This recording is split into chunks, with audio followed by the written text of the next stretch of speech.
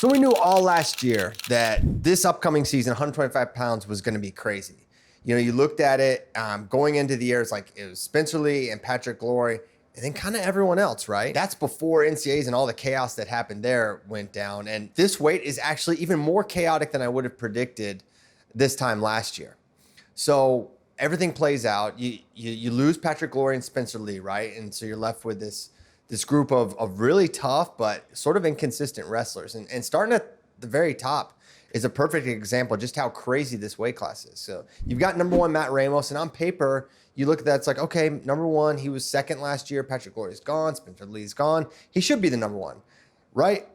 But if you take a little closer look at his season, you realize just how up for grabs this weight is going to be. Even as great as Matt Ramos was last year, at Big Ten championships, he lost by major decision to the current number 13 ranked wrestler at 125 pounds, Michael D'Agostino. He got majored by him, right? He lost to Richard Figueroa, who we'll get to in a minute. Matt Ramos did last year. And this is the consensus number one ranked guy and deserved number one ranked guy. And even he had plenty of inconsistency in his season last year, right? Losing to a guy that went 0-2 at NCAAs 10 days later. So it's not like that D'Agostino loss. Some losses you can kind of like write off a little bit, right? Because if it happens really early, like in November or like a early duel, it's like you kind of like, okay, well, things were going on there. This was 10 days before Matt Ramos would pull the upset of upsets over Spencer Lee, right? And D'Agostino beat him. D'Agostino was at Northwestern. Now he's going to be at Michigan. And if you're a Michigan fan, you got to be thinking, hey, we got a guy. We got someone that could contend for a title here. But I'm not done. Let's look at number two, Anthony Noto.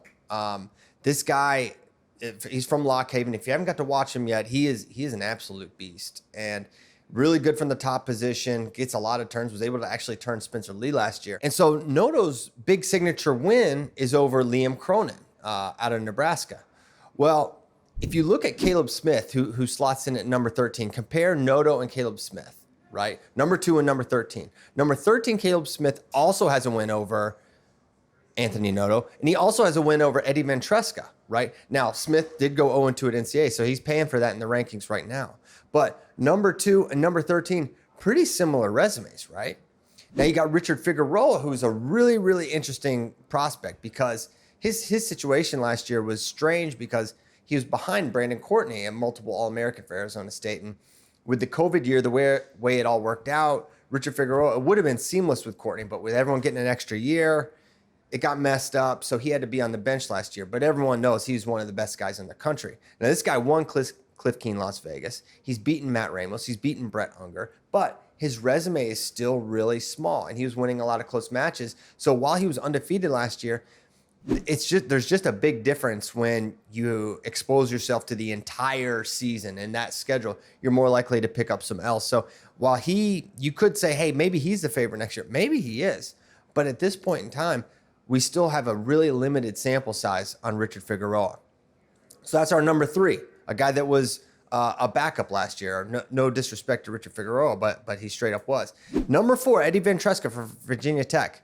He was the 27 seed. He had multiple losses to people ranked behind him, but he was fire at the NCAA tournament, and he's a deserved number 4, right? And that's the word you keep hearing me say. These aren't bad rankings. This is approximately how not just Flow, but pretty much every other ranking service is going to have 125 ranked because, as you'll see, all of these guys have losses to people ranked behind them, all of them, and they have some wins against wrestlers ranked ahead of them.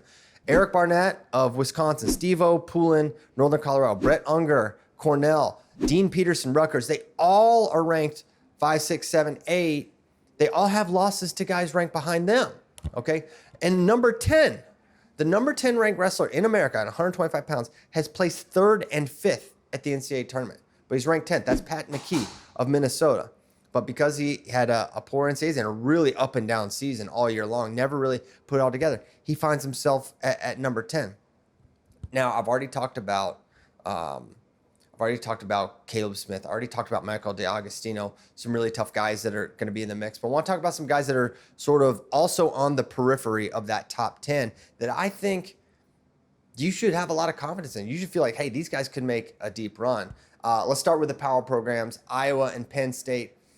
Pretty much any Iowa Hawkeye at 125 pounds, you got to respect. And what we've seen glimpses from Drake Ayala in the past during his true freshman year when Spencer was out with injury. He looked really good. He's got a lot of offense. And when you compare him to this weight class, this is someone that you can expect to contend. But the question for both Iowa and Penn State 125-pounders is going to be health. Drake Ayala's had some issues with injuries at the end of his true freshman year, and I don't know if he's going to be coming into this season 100% healthy. Similarly, Robbie Howard. What do we know about Robbie Howard? Well, one, he wrestled as a true freshman in 2021. He was able to qualify for NCAAs. He was able to go 2-2, I believe. He has a win over Malik Heinzman. So he's had a really solid true freshman campaign. Okay, but the issue with Robbie has been health. Can you get him on the mat for a full season? If you can, and he's been able to develop over the last couple of years, because we have not seen a lot of Robbie Howard since his true freshman year in 2021. So he's a little bit of a mystery. But what do we know about him? He's a multiple cadet world team member. He's a guy who's been ranked #1 coming out of high school, high caliber wrestler coming out of the best room in America, Penn State. So you have to assume if he's healthy, he can be a contender at this weight class. And as good as Matt Ramos, Anthony Noto, Richard Figueroa are, if you're Tom Brands or Cale Sanderson, to use Tom Brand's line, you got to like your guy there. You got to feel pretty good about it if you can get them healthy and on the mat. And one more guy I'll mention, and I'll conclude with this just to put a bow on this chaotic weight class, is NC State's Jacob Camacho. Now, he also, like Robbie Howard, like Drake Ayala, has been out with injury.